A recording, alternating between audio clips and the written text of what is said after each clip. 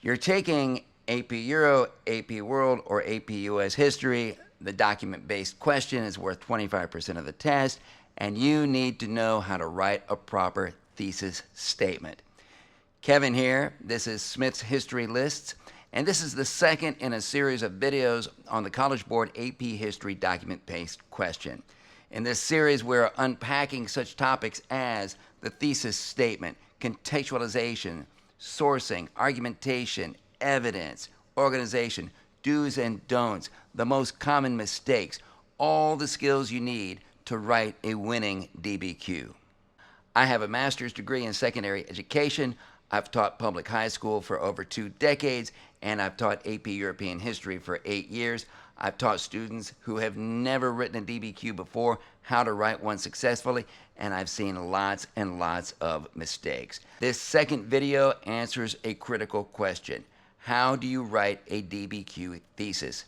And it's not the same as writing a long essay question thesis. What is a thesis anyway? In the last video, I said that the word thesis and the word claim mean the exact same thing.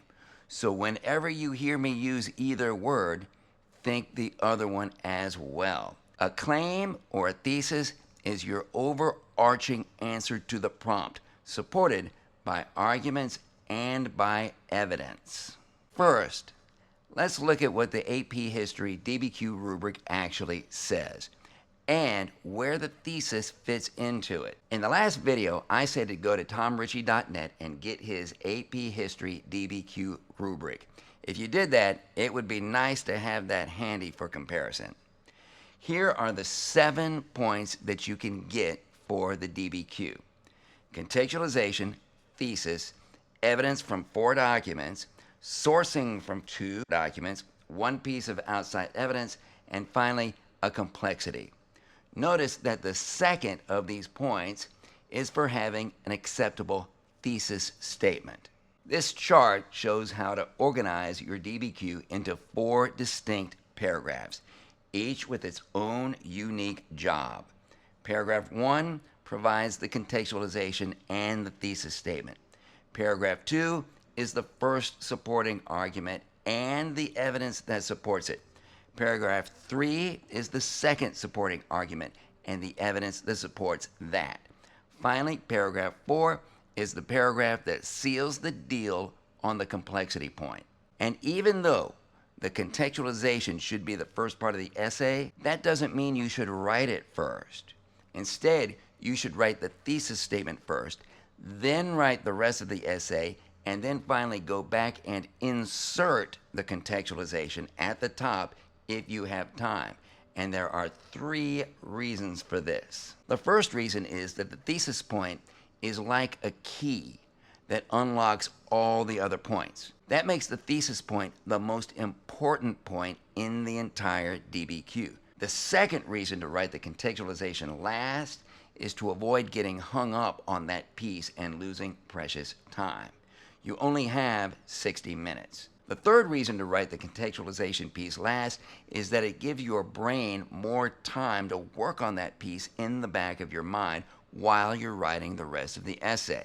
Writing it last doesn't mean putting it last in the essay. You still want to go back to the beginning and insert that contextualization in front of your thesis statement. By the way, what is the contextualization? It's something we'll worry about in a later video. This video is about that crucial thesis statement. So how do we get that thesis point? The rubric says that a proper thesis statement must do 3 things. It must answer the prompt, it must make a defensible claim, and it must provide what the rubric calls a line of reasoning. Let's use a publicly available DBQ prompt from the 2018 AP Euro exam as our sample.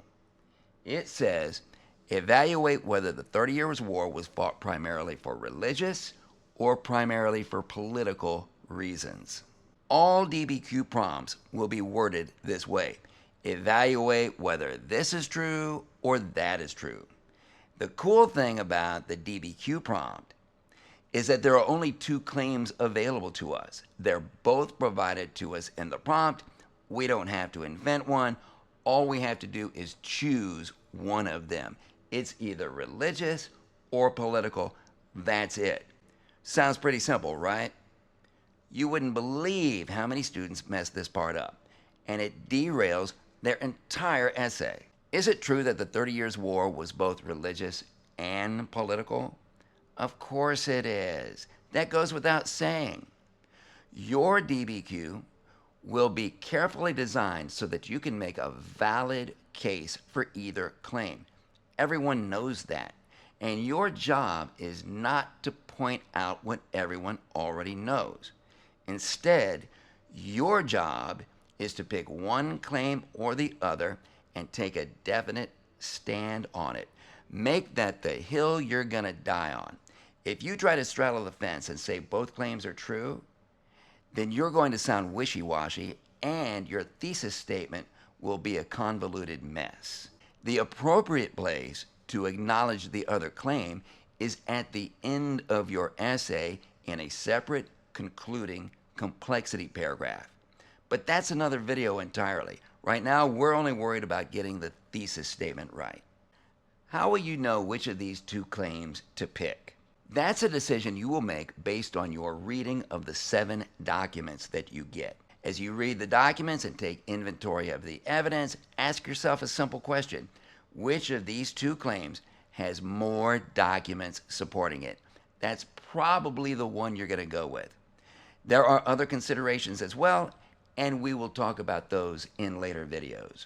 Finally, your thesis statement needs to have what the rubric calls a line of reasoning. What is a line of reasoning? Well, in the last video, I said that the rubric uses the term reason and argument interchangeably.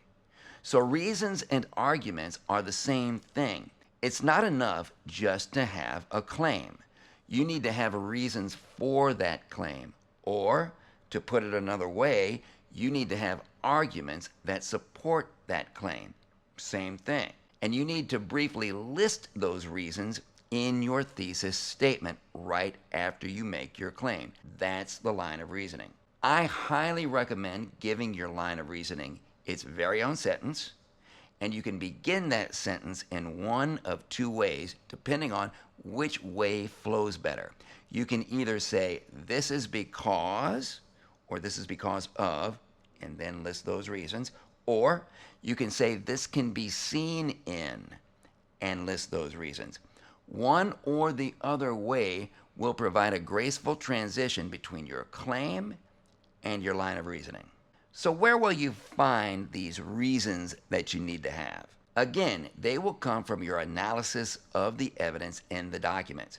As you look at your evidence, ask yourself, what commonalities seem to unite various pieces of evidence? Can I group my various pieces of evidence into 2 or 3 categories? Those commonalities will become your reasons.